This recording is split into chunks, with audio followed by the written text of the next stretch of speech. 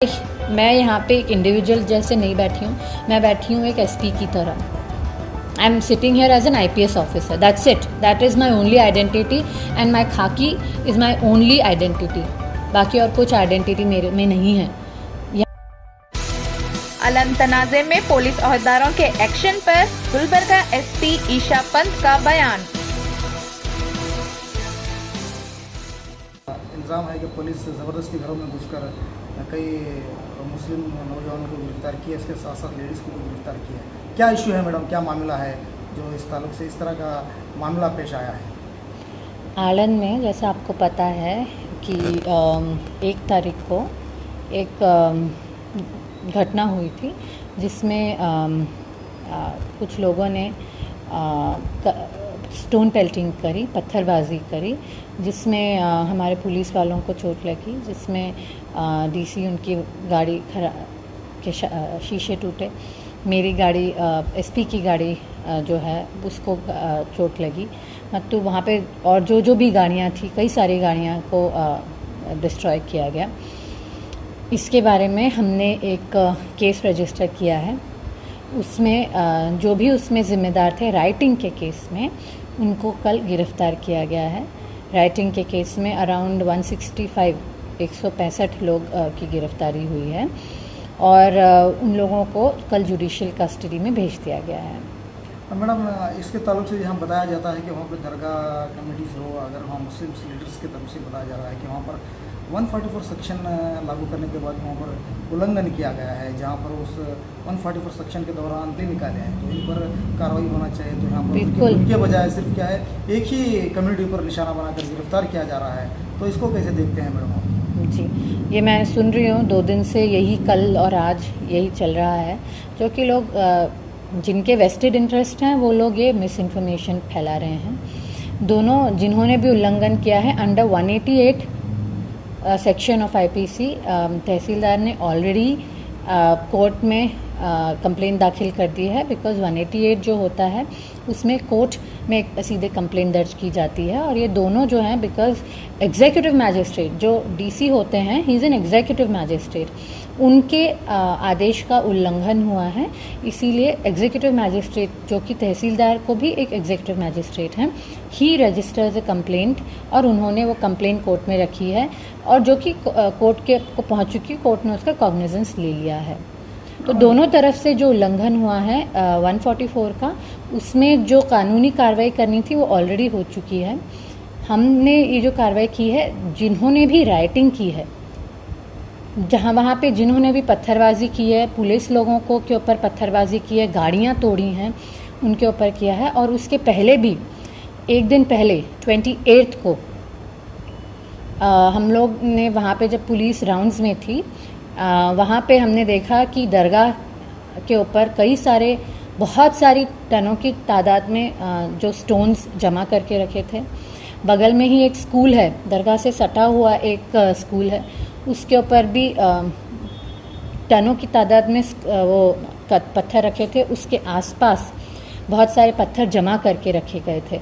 साथ ही साथ बहुत सारी स्टिक्स जो होती हैं, जो लाठी होती हैं, वो भी हमको जमा हुई मिली हैं, बहुत सारी जगहों से, गाड़ियों से मिली हैं, तो वो भी सीज़ हुई हैं। वो 28 को 1 दिन पहले ही प्रिपरेशन ये सब पहले से ही उन लोग ने कर ली थी, जो कि पुलिस को इंटेलिजेंस मिली और पुलिस ने उसके ऊपर कार्रवाई करके 1 दिन पहले ही ये सब सीज़ कर लिया।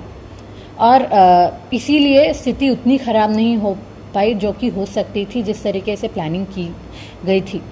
तो पुलिस ने ये सब सीज़ कर लिया और इसका असर ये है कि आज आलन में शांति है और आलन में आज की डेट में अमन है। मैडम, जो 3 की जो डेथ हो गई है, तो आधी रात को पुलिस घर पे जाने से तो कहा जा रहा है कि जो डेथ हो गई है पुलिस की वजह से हो गई है, कि आधी रात को जाकर दरवाज़ा खटखटा है, इसके जिम्मेदार पुलिस को ठहराया गया है। अच्छा, आधी रात मतलब क्या होता है? सुबह के 5-6 बजे आधी रात होता है क्या?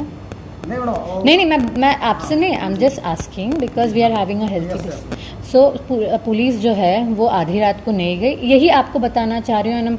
मैं बहुत खुश हूँ कि आज आप आए हैं, ताकि ये सारी जो मिसकंसेप्शंस और लोग रूमर्स, अफवाहें फैला रहे हैं, उसको हम आज ही डेट में विराम दे सके। मैं आपको बताती हूँ और क्या क्या अफवाहें हैं उनको भी मैं बताती हूँ, उसका एक एक करके आपको आंसर दूंगी।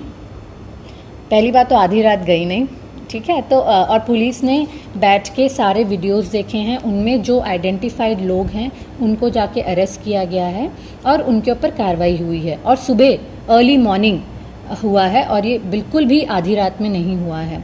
और आप जो बता रहे हैं 2 डेथ हुई हैं, 3 नहीं हुई हैं, वो भी एक अफवाह है कि 3 हुई हैं। और वो वहाँ पे भी हमने, क्योंकि जब हमें पता चला कि भाई पुलिस के कारण तो नहीं हुआ, बिकॉज ऐसा हमको अगर होगा तो then we will ensure that हमारी तरफ से ऐसा कुछ ना हो, और हमारी तरफ से अगर किसी ने गलत किया है तो उसके ऊपर भी कार्रवाई हो। बट जब वहाँ पे जाके पता किया गया और उनके वीडियो रिकॉर्डिंग किए गए उनके स्टेटमेंट के, तो क्लियरली कह रहे हैं कि पुलिस हमारे घर में नहीं आए। दोनों घर में पुलिस नहीं गई है। दोनों लोग, एक जो हैं वो करीब 80 साल के हैं, एक 45 साल की महिला है। उनको पहले से ही मेडिकल इश्यूज़ हैं और उनके मेडिकल डॉक्यूमेंट्स भी हमारे पास हैं। और उनका ये कहना है कि पुलिस हमारे घर में नहीं आई और नहीं पुलिस हमको कुछ बोली है। आसपास वो देख के हम लोग उनको हो गया होगा ऐसा वो बोल रहे हैं। आसपास जो उनके घर के आसपास, जो कि पुलिस लीगली जिन्होंने वायलेंस किया है, जिन्होंने डीसी की गाड़ी डैमेज की है, जिन्होंने पब्लिक प्रॉपर्टी डैमेज की है, जिन्होंने पुलिस के ऊपर अटैक किया है, उनको लीगली हमने अरेस्ट किया है। और उसमें उनका ये है ना कहना है कि हमारे घर में नहीं है, मगर वो देख के उनको हुआ होगा ऐसा करके बोला है। जो कि हमने बोला कि अगर आपको कुछ भी संशय है, आप हम पोस्टमार्टम के लिए भी हम तैयार हैं, मगर वो कोई आए नहीं। वो बोलते हैं हमको कुछ प्रॉब्लम नहीं है करके वो चले गए, ये हुआ। दूसरी अफवाह ये थी कि पुलिस ने बरियल के लिए नहीं छोड़ रहे थे, वो दूसरी एक अफवाह थी, क्योंकि वो भी गलत है। वहाँ पे हमारे जो कल जगत सर्कल में जो प्रोटेस्ट हुआ, उसके जो लीडर्स आए थे डीसी ऑफिस में हमसे मिलने, हमने उन्हीं को बोला, जिसमें नासिर हुसैन उस्ताद थे, जिसमें एसडीपीआई के कुछ लोग थे और कुछ लोग थे जिनका नाम मेरे को अभी याद नहीं है, वो लोग आए थे। और उन लोगों को मैंने बोला आप जाइए। वो अपने लोगों को लेके वहाँ पे गए और उन्होंने ही देखा कि सब कुछ आराम से सब कुछ बरियल हो रहा था। कहीं पे भी किसी को भी कोई भी इशू नहीं आया बरियल करने में, दफनाने में। और वो लोग खुद भी उस दफनाने के कार्यक्रम में हिस्सा होके नमाज पढ़ के वो वापस आए हैं। गलत काम हुआ है, उसके अगेंस्ट पुलिस ने अरेस्ट जो किए हैं, उसको इस तरीके से गलत एक कलर दे के वो करने की कोशिश न की जाए। जो गलत काम है, हम लोगों को सबको खुश लगना होना चाहिए कि हमारे यहाँ पे जो लीगली जो हो रहा है वही हो रहा है, उसको एक अलग तरीके से उसको रंग ना दिया जाए। जी मैडम, वहाँ पर क्या है, जो अंदर जाने के लिए जो परमिशन जो दी गई थी 145, क्या दरगाह कमेटी से और दीगर लोगों से क्या बात वगैरह हो गई थी अंदर आने के लिए? क्या इनके दरमियान क्या एक देखिए एक्चुअली कमिटमेंट सामने आया था? जी एक्चुअली ये पहले ही डीसी ऑफिस में एक पीस कमेटी मीटिंग हुई थी। ये 5-6 दिन पहले ही हो गई थी, काफ़ी मतलब ये 1 तारीख के 1 हफ्ते पहले ही हो गई थी। उसमें सारे लीडर्स आए थे, सबसे बात हुई थी, सब लोग ने बोल दिया, सब लोगों की क्या बोलते हैं एवरीबडी अग्रीड टू दिस कि हम लोग 10 लोगों को अलाउ करेंगे करके। क्योंकि इसका बैकग्राउंड ये है कि ऑलरेडी प्रतिदिन वहाँ पे एक कोई जोशी जी हैं, वो वहाँ पे शिवलिंग की पूजा करने जाते थे। वो फैक्ट है, वो इट हैज़ बीन एस्टैब्लिश्ड और दरगाह कमेटी वालों ने भी एक्सेप्ट किया है। इनफैक्ट डीसी के पास ऐसे कागजात हैं जो कि वक्फ बोर्ड वालों ने ही दिए हैं, जिससे पता चला है कि दरगाह कमेटी वालों ने उनके फैमिली को, जो जोशी जी उनकी फैमिली को लैंड भी दिया है, ऐसा करके उनके पास कुछ कागजात हैं जो कि मेरे को बताया गया है। तो वो बहुत पहले से ही चल रही है और उसके लिए हम लोगों ने इन्फॉर्मेशन भी ली हर जगह से। दिल्ली में, ये बैंगलोर में भी वक्फ बोर्ड के जो एक लॉयर हैं उनसे भी बात हुई, यहाँ पे भी लोगों से बात हुई। उन्होंने ये बोला अगर प्रेसिडेंस है, अगर वहाँ पे ऑलरेडी कुछ चीज़ हो रही है तो उसको रोका नहीं जा सकता लीगली। बट शांति के कारण, शांति मेंटेन करने के कारण हमने बोला कि बस 10 लोगों को अलाउ करेंगे, जो कि डीसी और एसपी का दोनों का एक जॉइंट डिसीजन था, for which orders have been. और ताकि वहाँ पे शांति हो तो 144 भी लगाया गया। साथ ही साथ अगर कोई प्रोवोकेट न करे, कोई प्रचोदनकारी स्टेटमेंट न दे, इसीलिए 3 लोगों को वहाँ से आने के लिए रोका भी गया, जो कि आपको पता है। तो ये सारी जो हमारी तरफ से जो बैकग्राउंड होमवर्क होना था हम लोगों ने किया है। और उसके बाद जब उन्होंने बोला गया कि हमारी तरफ से भी 10 हिंदू आएंगे, तो वो भी माना गया। दरगाह कमेटी की तरफ से भी 10 हिंदू जो हैं वो लोग आए, वो लोग सब मिलके जाके पूजा करके आए हैं। मैडम ये जो अरेस्ट कर रहे हैं तो सिर्फ मुसलमान ही को अरेस्ट कर रहे हैं? जिन्होंने राइटिंग की है उनके ऊपर अरेस्ट किया जाएगा। जिन्होंने भी राइटिंग की है, ओनली राइटिंग केस में अभी अरेस्ट हुए हैं। राइटिंग किसने किया है?